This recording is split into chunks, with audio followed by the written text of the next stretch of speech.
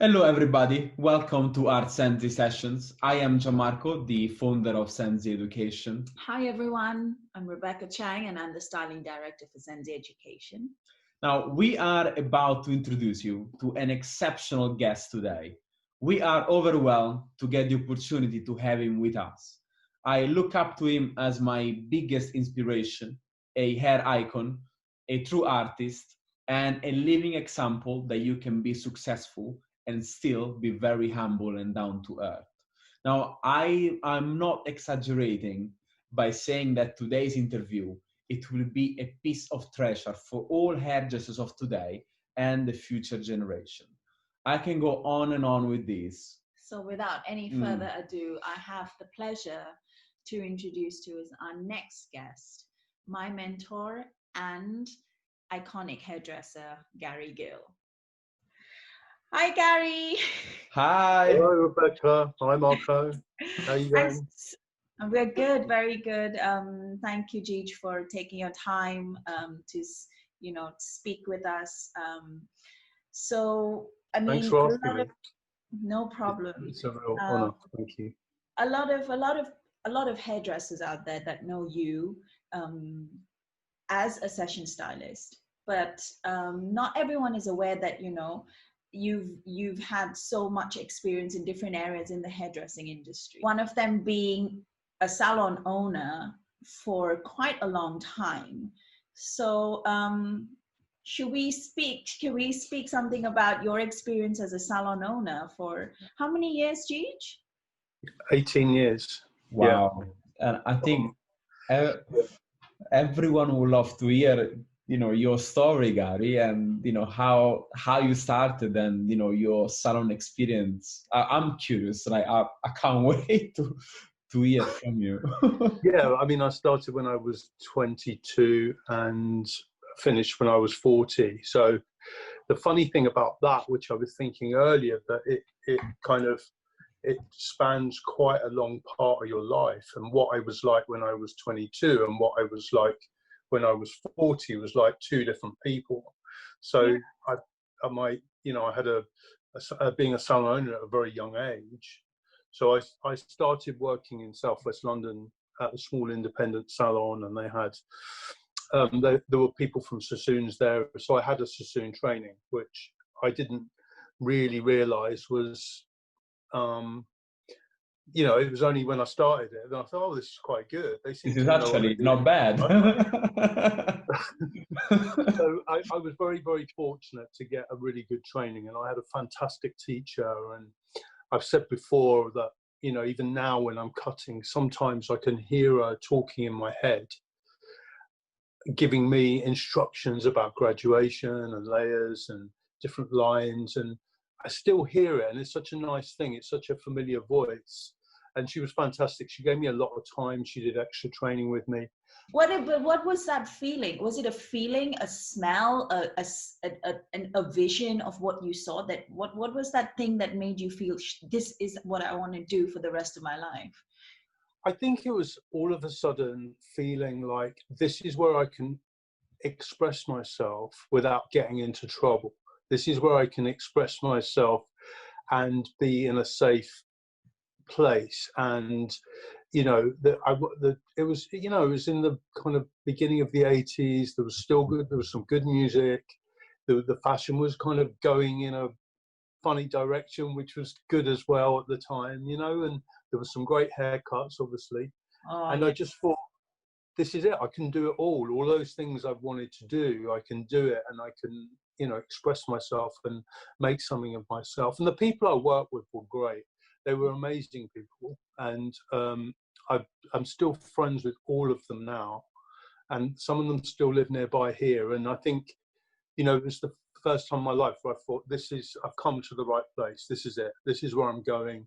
This is my direction. And I was just so enthusiastic. I didn't want to shampoo hair. I just wanted to be a hairdresser. You had to do it. You just wanted to go straight for it. I mean, a lot of hairdressers do think that, when they get into the salon, that's what they already have that experience. They don't want to do all of those things that make you grow as a hairdresser, isn't it? Yeah, absolutely. I mean, to the extent where what we did back then was do, you did shampooing and all the floor sweeping and towel folding and all those things, and then you went into doing colour, putting on colours. So I just wanted to, you don't know that I can do colour, but I can't really, but I thought I could then, and I only wanted to do it so I could stop shampooing hair and then kind of work my way onto the floor really quickly, which I did within about 18 months. And I still feel like I didn't know what I was doing, but, I was young. I was, like 19, 20, I was arrogant. I thought I knew it all, and I thought I could cut hair, and I mostly blagged it and got away with it. So that's how they say, no? I was kind of encouraged to be like that, so it was fine. It was good. Yeah, it was good. It was a really great experience to learning hairdressing really early and being really enthusiastic. And of course, very quickly, that wasn't enough. I wanted more. I didn't want to just be a stylist. I wanted my own salon. And, the people I worked for were great, and I had so much fun, but almost too much fun. And I thought, I can do this better. I can do this better. So with the girl I was working with, we decided that we wanted to do that.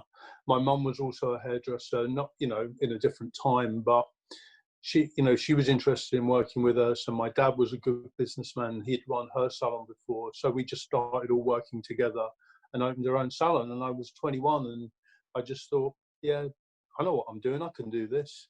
But, as all things, it was a lot harder than I thought.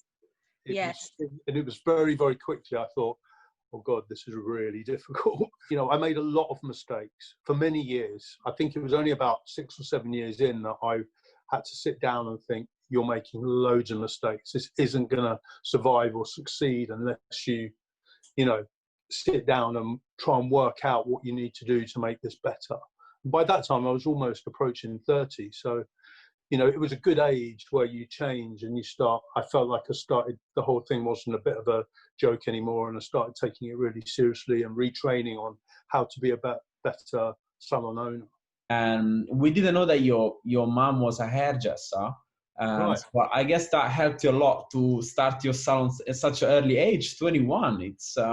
Well, my parents were fantastic because they allowed me and my partner, my business partner, to just do to make our own mistakes. They never judged us. They were there if we needed them, but they allowed us to make mistakes, which I think was very wise of them at the time, because we learned a lot from it. And I think having my mum there, although my mum was actually, my mum's only 17 years older than me, so the age gap wasn't that much different. So, but it was still good having someone there who was a bit more mature and, just someone in the background just to kind of add maybe a little bit of confidence to the clients as well. It was a full-on era, and I'd come from an era of punk and ska and, new romantic and all that kind of scene. So there was still that kind of hangover from all of that, which I was kind of still living a little bit. So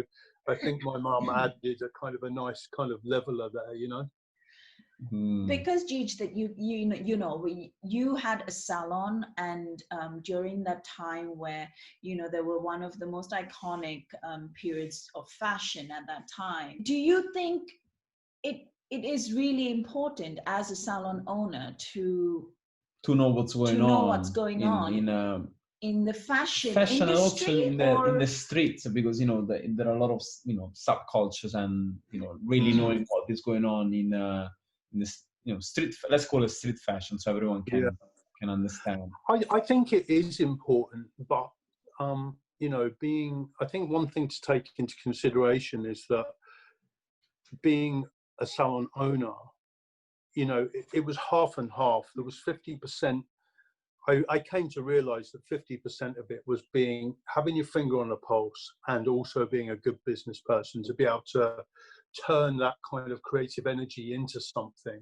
I remember someone who worked for me who was very creative, and I used to have this kind of split staff where I had half of the people were really creative and half were the people who came in at 8:30, 8:45. They did 10 or 12 clients and they went home.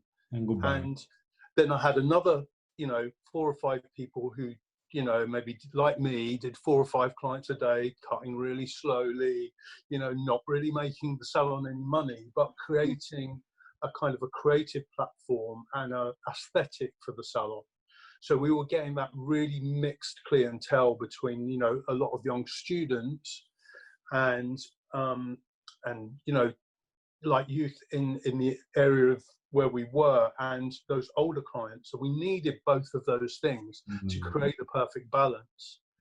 And I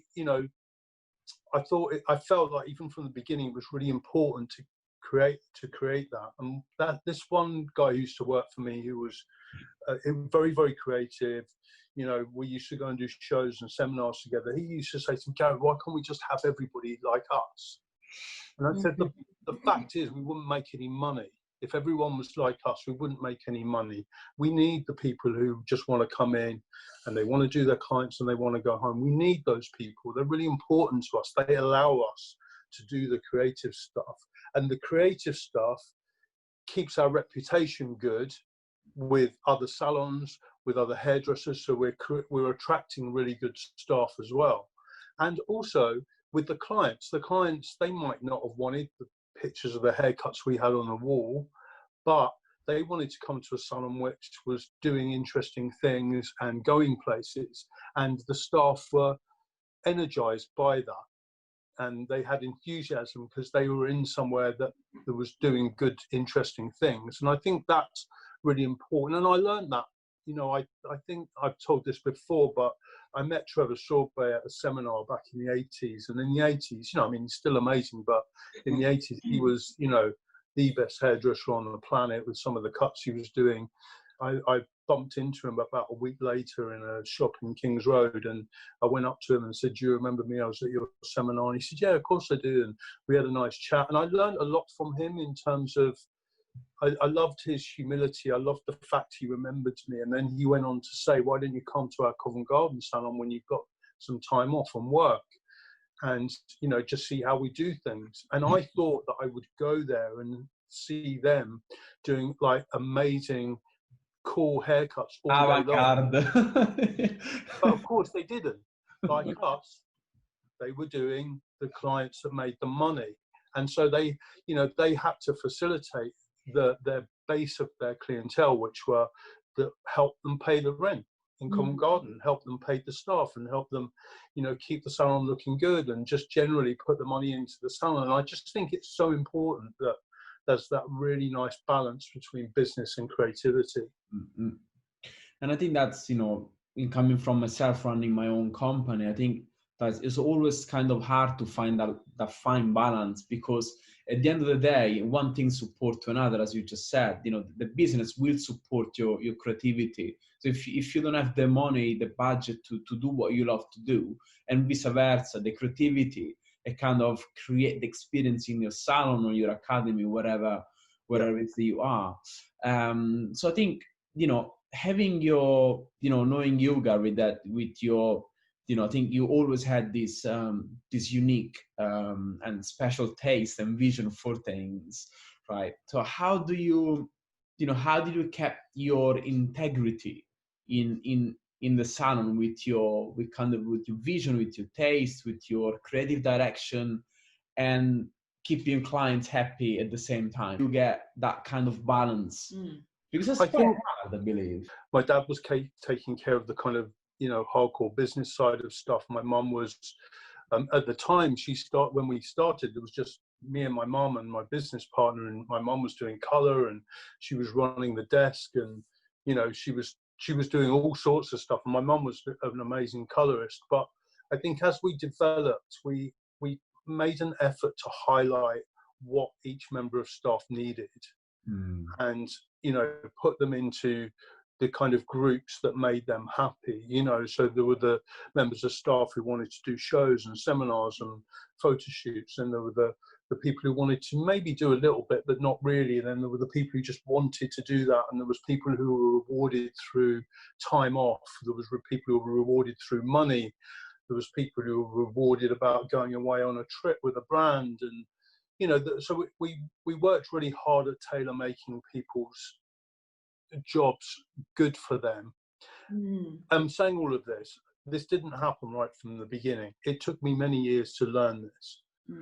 However, I think it developed into the sort of salon that we felt that if the staff were happy and doing what they wanted to do, working in an environment where they were busy and fulfilled, that would reflect on the clients, and the clients would come in and feel they're coming to a place where people are happy. And I think that allowed us and gave us the space between having business and doing creativity. You know, we were always really forward at making sure the salon looked good. You know, we used to print our collections really big on, you know, really big kind of almost like A1 poster size, and have them really displayed nicely, and thought about the music list was very heavily curated. Music is so important in the salon, from the beginning right to the end of the day. You know, it was and even down to, you know, we allowed people to wear what they want, but you know, there was always, no, you can't, no, that doesn't, you know, we were always trying to make sure that we kept a level of integrity and balance over what we wore and how we, you know, put ourselves across, not only to the clients, but to the industry and people who came to visit the shop from different brands, and, you know, those sort of things. All those things were really important to me. It felt everything needed to be kind of tailor-made to fit a brand. It was all about branding. And, you know, we were on the edge of London, you know, southwest London and Surrey borders, so we had to try that a little bit harder to be, you know, taken seriously. And, you know, I remember putting posters up of some of our work that we did, and I remember people saying to me, but the clients are going to they're not going to like that. And I'm like, I don't care if they like it. I don't care if they, you know, it's not, we haven't spent that money for them. That's for the staff to feel proud that they can see, you know, when we didn't do shoots, I didn't do the hair. A lot of the time I was doing like makeup and styling and helping them organize it. I wanted them to feel proud about the work that went on the walls. You know, I wanted them to walk in the shop every day and have a sense of pride about the imagery which was on the wall. And if they felt good, the clients would feel good. And the clients, yeah, they might have not liked the hairstyles in the pictures, but they understood that we were being creative. They understood that we were trying to kind of set a level of creativity. And I think as long as they came in and the service was great, and we were very specific about, you know, one of the first days of training of a new junior was to go through all the magazines in the shop, and they had to identify what magazines belonged to a certain age group. You know, so that they wouldn't, you know, take them a coffee or whatever it was, and then stick like the face and ID in front of them when they were, you know, maybe a 60-year-old lady who was coming in every week for blow dry and having highlights. And, you know, we wanted to know that they were going to get Homes and Gardens and Tatler and Harper's Bazaar, you know. So it was very, very specific from that as an example. So we always felt if the clients were kept happy with the service, with the quality of work, we could allow us to be creative. When people were doing competitions like, you know, British Hairdressing Awards and, you know, say different competitions for brands and things like that, they would talk about it. The staff would talk about it and be enthused, and the clients felt that they were getting, you know, they were part of what we were doing, and we always tried to make them feel part of what we were doing. And I think that is getting the right balance. I see so many chains of salons where, you know, their work that you see in their windows is good quality, but it's not inspirational. It might be aspirational, but it's not inspirational. And I think there's a big difference for me. Who's it aspirational for? It's aspirational, inspirational to the client. Yeah, but do clients really want to see that? Is that what they really want? Is, you know, I don't know. Maybe I'm wrong, but I know that the system I had worked for me, and it drew us a really good clientele because we drew good staff. You know, we had staff coming to work for us from Knightsbridge and Soho and all different parts of London, and they were bringing good quality hairdressing with them, whether it was from Sassoon's or John Frieda or those kind of salons. They were bringing all that kind of mix of work that we really needed. So that was the main emphasis on getting that balance between creativity and business and keeping the integrity of how we wanted to be perceived. That's when people look up to you because you kept your integrity. When you said that, when you look at the work of those big chains, which is very beautifully executed, but you don't receive the emotions behind the images, because most of the time they have been done to, for a sale purposes, that they're made for sale. And the more you do things for yourself, for your team, and the more that image gives out good vibes, no matter if they like it or not, but it sticks to your integrity and the way that you want to position your brand. I think it was very noticeable. I mean, in the 80s and 90s, brands like Tony&Guy, for example, who, I have a lot to thank for.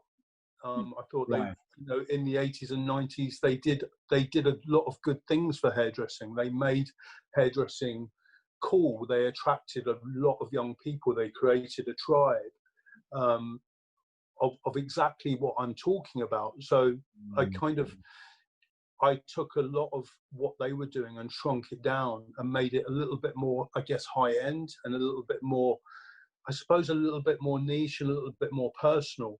But you see, the thing is, I feel like they ended up kind of becoming so big and so cookie cutter that no one felt like they were getting anything special anymore. And now you see that with some other big brands who are in every town, and good on them. I'm sure they've got good business models and good business plans, and that's all fine for them. And I appreciate that. But as always, with most things I do, I need to try and keep something special. And I just think that, it just goes to show now that if you look around, all the good salons have become very bespoke, very small. People are opening salons above old pubs. They're putting them in buildings where there's just a door. Long gone as the 80s and 90s shop front, which is, every single town has got a Tony&Guy or Essentials or a diffusion of something, where it becomes nothing. There's no personal service, there's no personality. Even all the hairdressers become the same. There's just a very, very cookie cutter.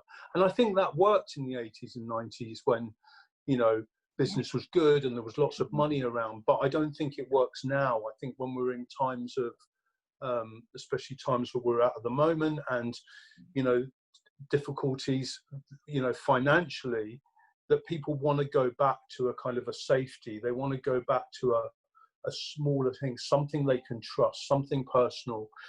Hence, everyone sort of buying vintage clothes, and people wanting to go back to stores where they just sell hardware equipment, for example. As opposed to going to big out of town stores, people have wanted to go back to that kind of safety of a small independent outlet where they can feel special and feel like they're getting a service that nobody else is getting.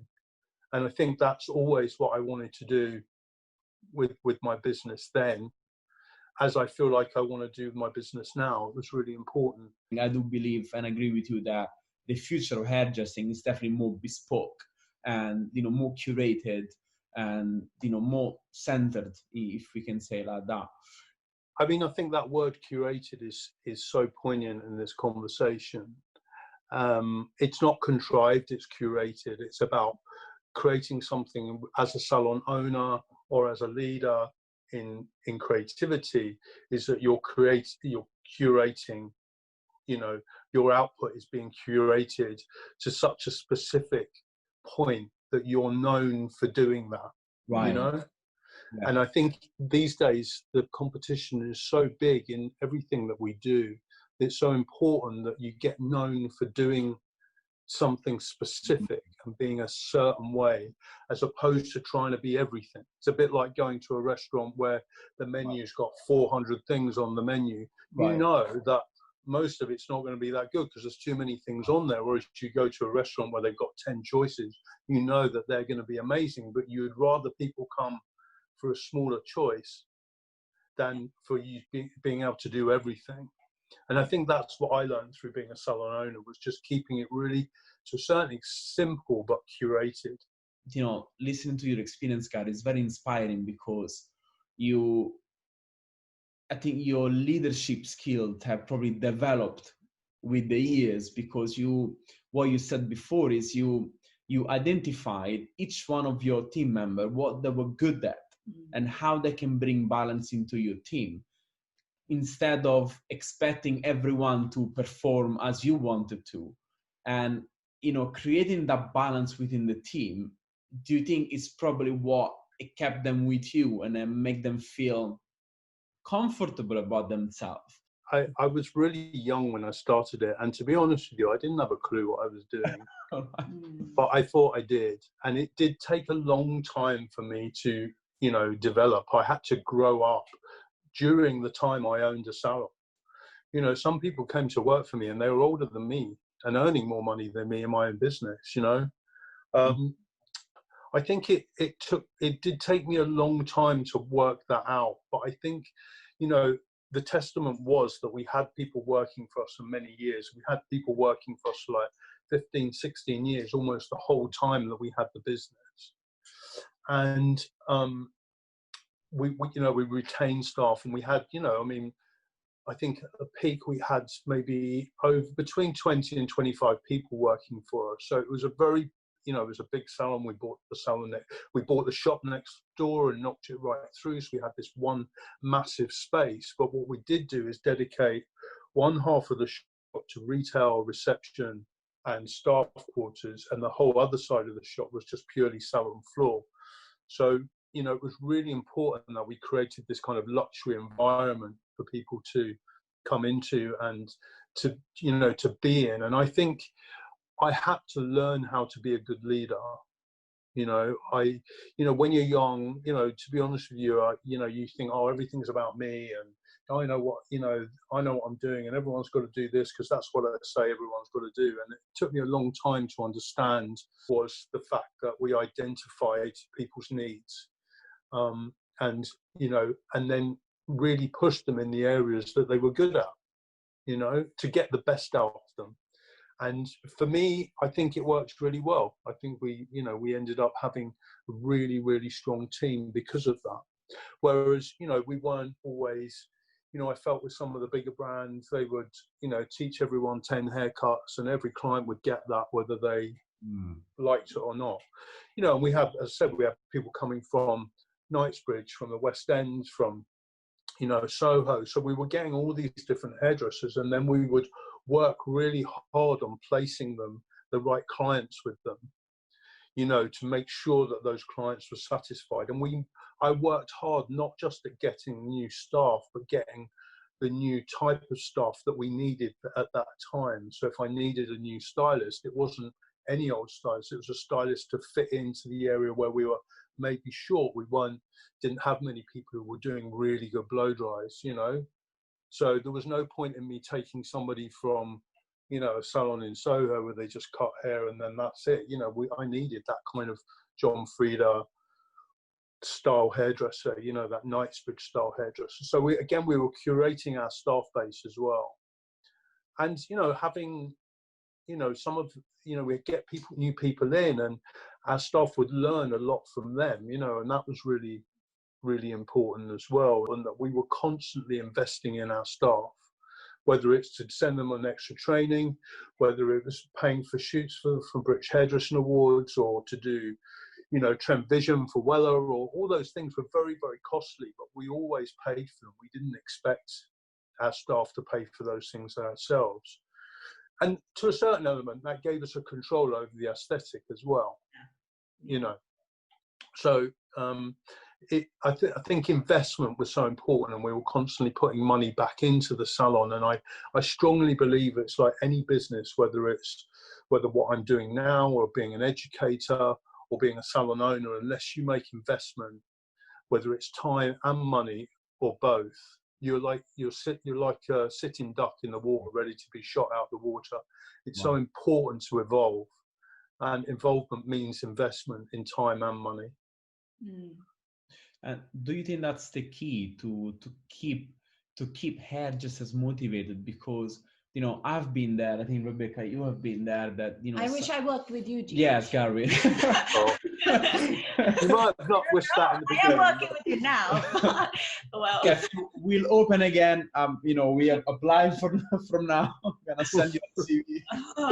No, but it's a fundamental element that, you know, to push your guys to, you know, to be themselves and to enter competitions and to do collection, to go for the British Hairdressing Award or Trend Vision, you know, whatever it is, because it also, I think, you know, as an educator, I can say it definitely helped them to grow technically every single time they were challenging themselves.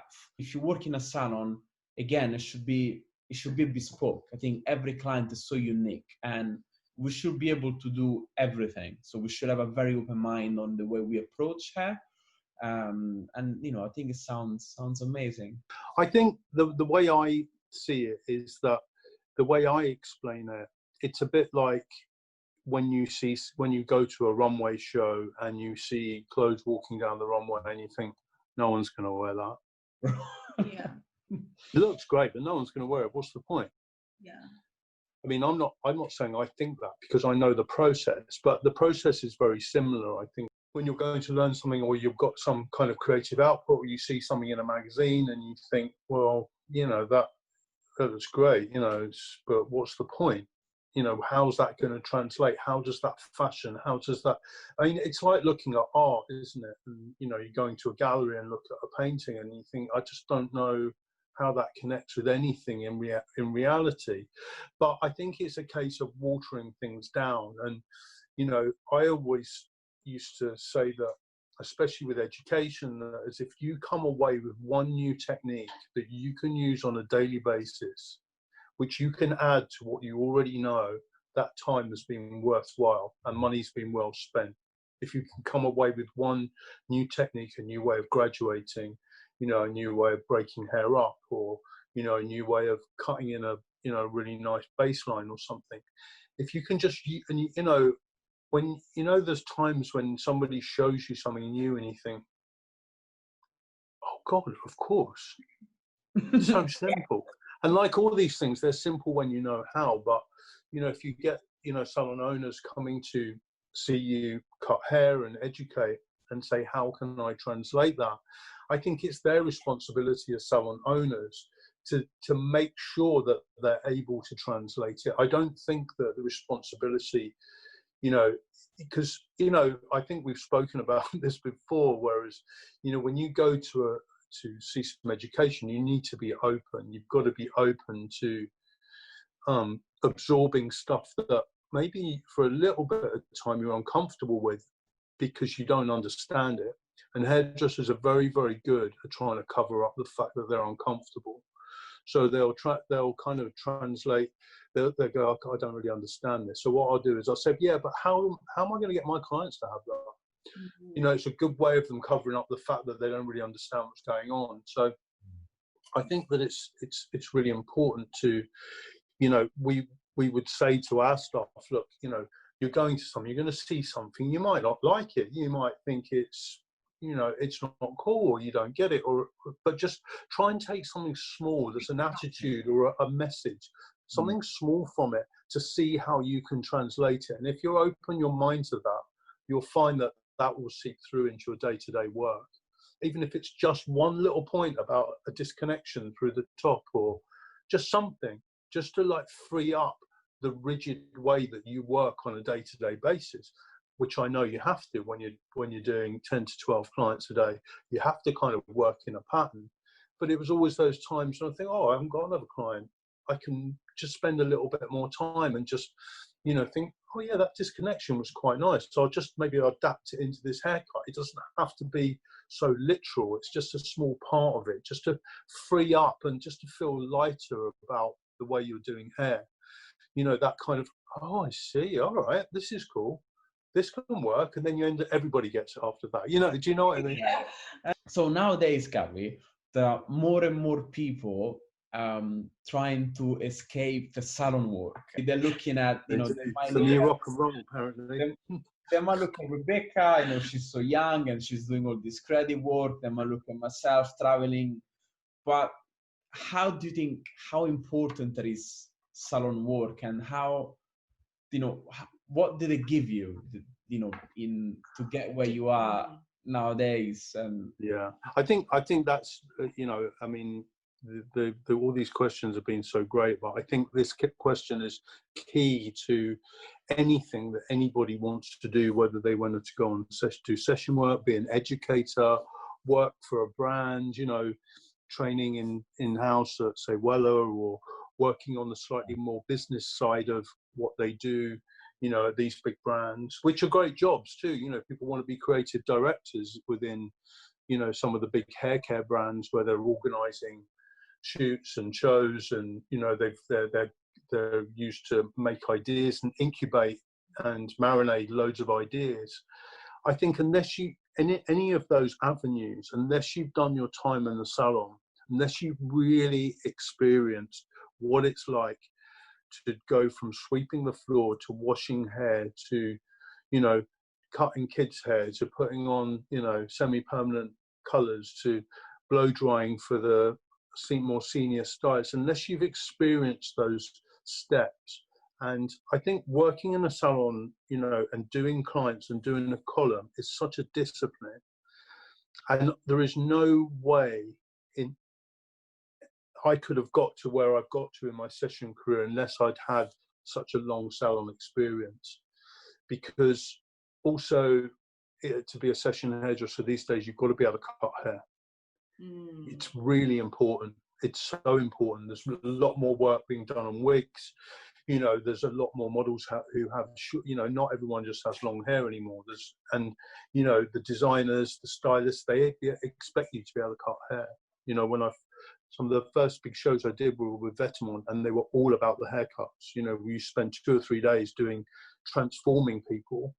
And if I hadn't have had that salon experience where I could do, 10 haircuts a day of different types, I wouldn't have carried on with that show. And that show, to a certain extent, made my career. So, I was so grateful for my salon training. I was so grateful that I'd spent almost 25 years in the salon, cutting hair, doing clients, training, educating, learning the nuances of all the different aspects of being a salon hairdresser, and also a salon owner. More importantly, learning, I learned a lot about business from my dad, who's a really good businessman, but from my mum, I learned a lot about an attitude and learning to be with people and work with people, and the necessity that it comes from working with clients, doing 10 or 12 clients a day. My mum taught me how about changing my attitude and my outlook to all of those things. And I think it's so important that I focus on a lot of that time of not only learning to cut hair, not only the discipline of doing clients all day, but learning your attitude towards the way you approach things. And, I think 90% of success is about attitude. Because if you have the right attitude towards everything, you will succeed. Forgetting the technicality, you can put the technicality aside.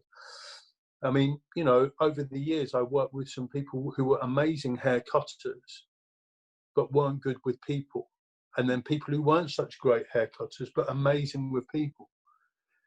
And more often than not, it's the people it was this hairdressers who were good with people who were the busier hairdressers. Because within a certain context, the client knows a good haircut and a bad haircut. But there's also a small window where they don't know what is good and what is bad. And no disrespect to the clients, but there's a little window where they don't understand the difference between that being amazing and not. And it's only, us as hairdressers who are really kind of very specific and almost geeky about a haircut will understand that. And I think learning an attitude towards people, not only my staff, but towards my clients and all the other people I dealt with within the industry was such an important lesson. So I think that would be so much advice that I would give as a salon owner. Understanding people, which is so important, so important. So, for instance, Gigi, if you had a salon now and you had someone that's constantly, calling up sick or wanting to do a photo shoot because they want to do it and they don't want to be in the salon, like I'm sure there are lots of hairdressers right now watching this video that's going through the same thing. What would you have done? You've been there. Been there. Are you talking from experience here? I think it's. I mean, I think if I could pull a few people here now who used to work for me, they would most probably say we were very firm, but we were also fair. And I think it was about getting the balance right between that, because, I didn't run a salon which was like a free-for-all and people could just kind of come and go and do what the hell they liked. It was very, very, very structured in lots of respects. And I expected a lot. And I still expect a lot of the people I work with and who work for me now. But there was also a structure and there was consistency that we ended up being able to get. And also my business partner, Kay, who I'll give a big shout out to, was amazing because we both had different skills and she was better adapted to suiting some situations and I was with others, So we were a really good balance. And I think having a good business partner and someone you can feed off, and to be honest with you, our characters are like day and night. We were so opposite, but we both brought good things. But the main thing was that our ethos and our work ethic was very similar. So we were kind of going down the same road, but with slightly different skill sets in terms of dealing with people, and I think that was a big key to our success. The fact I think me and my partner were so, alike on how we felt about, where we were going. We had the same goal, we had the same vision, but we were both really good at dealing with different things. So, I mean, in this particular case, I mean, if someone was phoning in sick all the time, they wouldn't be even, there was no way they would be doing photo shoots. It was lucky if they still had a job, I think it's always important to let people know where they stand from the beginning. I remember, people coming from really big salons in the West End, and the morning they started say, like, here's a contract. You're not doing a client for the first hour. You go and sit over there and you read this contract, and then we'll have a meeting. And I want to go through every item in this contract so you understand exactly what we expect. I don't want, 3 weeks down the line to go, I didn't know that. It's important that you might have worked in, some big salon in the West End for 10 years, but this is the way we roll. And this is how we expect things. We can talk about it. I think it was making sure that people understood people understood that they knew where they stood in terms of what we expected. So I didn't tolerate very much, to be honest with you.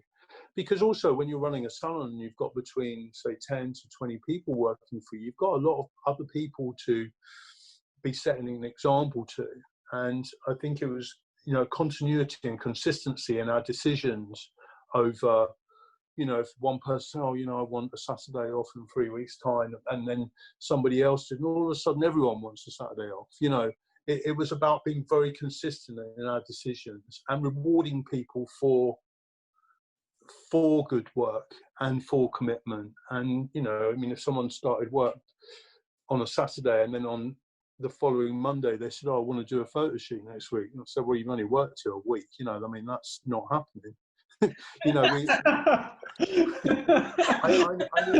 I need to see that I was going to get value out of people and people were going to bring something back, not just, I'm here, I want to do a photo shoot. There needed to be more than that. So I think that continuity and consistency with people and setting a good example and not saying to people, look, you can, if people see that you're going to take action when things aren't right, then it's a lot easier to keep a more stable staff. I just think it's so important. People, whether you're a session hairdresser, you've got an education company like you do, or you're, an educator, or you're a salon owner, I think the balance between business and creativity is so important. because they you know, we've touched on this already, but they feed off each other. And you know, working in fashion and being a session hairstylist, you know, I think people think that, oh, you know, you're just crazy doing all these shows and it's all, you know, sex, drugs and rock and roll, when in fact it isn't. When, you know, some of the most prolific hairstylists are also very good business people, or they have very good business minded management. And I think that you cannot underestimate the fact that good business ethics is so important to running any creative business. All the best brands, you know, the big brands, the Bottegas, Balenciaga, Gucci, all these kind of brands, they've got very, very good business minds behind them. And I think that, you know, whether you've got one salon or you've got three, or you're, you know, you have a education company like you two do, it's still important. The emphasis on that importance of the business is so important. And I can't do what I do now, and I couldn't have done what I did then without a good team. And, you know, looking after the team are the product. You know, I can't do everything. I couldn't do, you know, I did some, when I sold my salon, I did some business consultancy for a few small brands. And the biggest mistakes that generally people made was that you'd go in, a salon would call me and say, Gary, look, we maybe need some help with getting our business back on track. Can you come to the salon and meet me and we can talk about it? And you'd go in and you'd find they were employing 6 or 7 people, and most of them were sitting in the staff room when the salon owner was out on the floor cutting all the hair. And I said, this, you know, this is the number one mistake. You are not standing here cutting hair just to pay those 6 or 7 people who are sitting out the back. It needs to kind of turn around the other way, so you can focus on the salon being really proactive, you know, work on marketing, working on, you know, giving time to your staff, and they need to be doing the work. You're the brains behind it, and you just need to put them in charge of doing the work. And that is the kind of thing which I think is really important that people understand, whether you're doing what I do now, whether you guys are doing what you do. It's really important that people understand that it's about a team. I can't do anything without my team. I am not me without my team. I could not do a show on my own. It's impossible. I couldn't even do, you know, I need a good team. I've, you know, got Rebecca's support and Tom and, you know, Marco, you've recently experienced working on shows with us, and the importance of having that cohesiveness of a team. And that the cohesiveness is by having, I think, having, you know, a good vibe, a good feeling, a good understanding, a good direction, and a trust with everybody who works in it. It's not about me. It's not all about me. It's not about me. When I had the salon doing photo shoots, it wasn't all about me being the face of the brand. I wanted the rest of the team to be involved in that. And I think that's still very reflective on what I'm doing now. I learned so much from that, and entrusting people in having that. But to do that, you need to have a good business behind it, because I can't expect everybody to do that for nothing. So, you know, we've got to be generating the funds to be able to pay people to have a good team, you know, and it boils down to economics in the end. So, Cheech, do you miss the salon?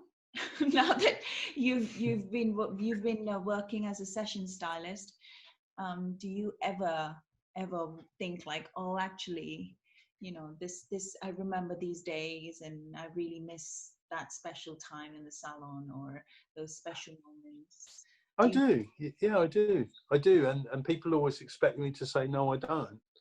And I get a lot of people go, oh, I'd love to do what you do, Gary. I hate working in the salon. It's so boring. That's such a line I hear so much. And I do say to people, you know, never underestimate the beauty of being able to have a regular job to go to every day, have a regular set of clients who love you, a regular, you know, to have that new client who comes in, or that client who's maybe not doing so great that day, and you do a beautiful haircut on them and they walk away elevated in their mood. I think it's such a great skill to have. And I think I missed that element of just giving someone a beautiful haircut and talking to them and, you know, bonding with them and making them feel good about how they're feeling by being, you know, so affecting them psychologically. You know, fashion's all about aesthetic. There's no psychology in or making people feel better. It's nothing to do with that. It's you know, I guess apart from, you know, making them, if a model looks good, then I think they perform better. But, you know, in terms of when they're on set and things. But I think the beauty of having that one-to-one with a client, when you see them come in maybe low and they leave high, I think that's a lovely feeling. And I miss that a lot. It's an emotional. And I miss the, yeah, absolutely. And I miss the camaraderie, you know, of people you work with, and, you know, that kind of tribal feeling, which I guess I get now to a certain extent, but it's not every day. You know, it's, you know, those are the things that I miss. So now, I think we've got one last question. So we're almost coming to the end of our session, right. but there's one last question, Cheech. Yeah. Ask you, if you could give an advice to the 25-year-old Gary Gill, what would it be? Oh my God. I might be there a while. I think essentially I guess the three things I would say most was not to think everything was revolving around you, to listen more, listen a lot more. You know, when I think about, you know, maybe what my parents told me when I was young and what they told me now, is my concept of that is completely different. So I think I wish I had the ability to listen to other people with more experience. And I think also the main thing is not to think that you know everything. And as I think as a young hairdresser and a young salon owner, I thought I knew it all. And I think, you know, I was arrogant. And I thought I knew best, and it was going to be this, that, and the other. And it wasn't until I changed that attitude as I got older that things got better for me. So those are the three bits of advice I would love to give, is to listen more, not think everything revolves around me, and not to be so arrogant. Especially, I think, you know, and we're gonna touch this on probably in the next session with the education. That I think that also nowadays with social media, it's even more exaggerated, that kind of feeling, because, you know, before you were just you think, oh, I'm good. Now you just need 100 likes to say I'm the best. And the first time that I've met you, Gary, I was, you know, obviously, you know, you always inspire me with your work, but you were so humble, and, you know, looking how you speak to people, and, you know, how down to earth you are, and how you deal with your team, it's very inspiring. Because as we said, it's not just about hair, and that's why we're doing this SENZI session, because it's not just about the hair. And I think I always wonder, it's like, is he always been like this? Is he very calm?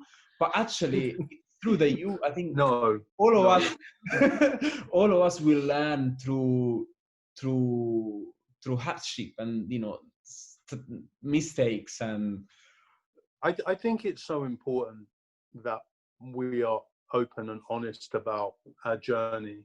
And unless we are, I don't think there's any way that we can look back and see how much we have learned.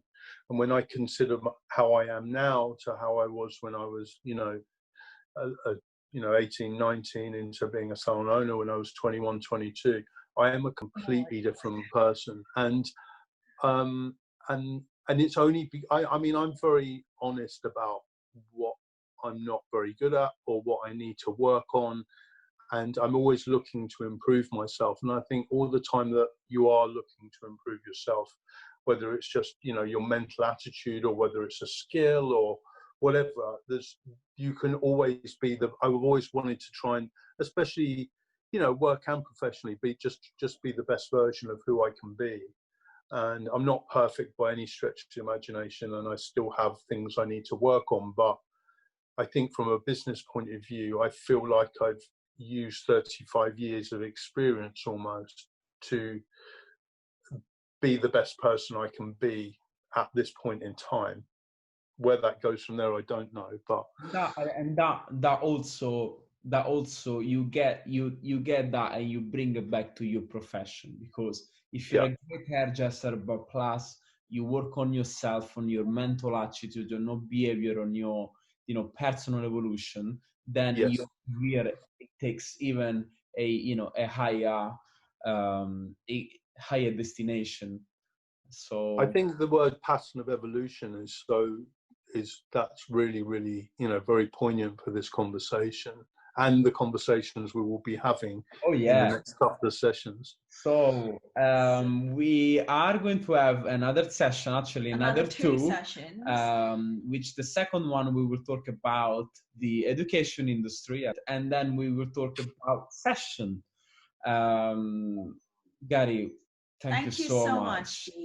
No, it's been great. Thank you for having me. I really sharing your I'm honored to talk to you guys about this. Thank you. So happy. Thank you so much, guys. Thank you for watching as well. So the next episode will all be about education, and Gary's going to talk about his experience as an educator within the industry. So tune in for our next session. Updates will be on both of our Instagrams at senzi-education.com as well as at Gary Gill Hair. Okay. Bye. Okay. Thank you. Bye-bye.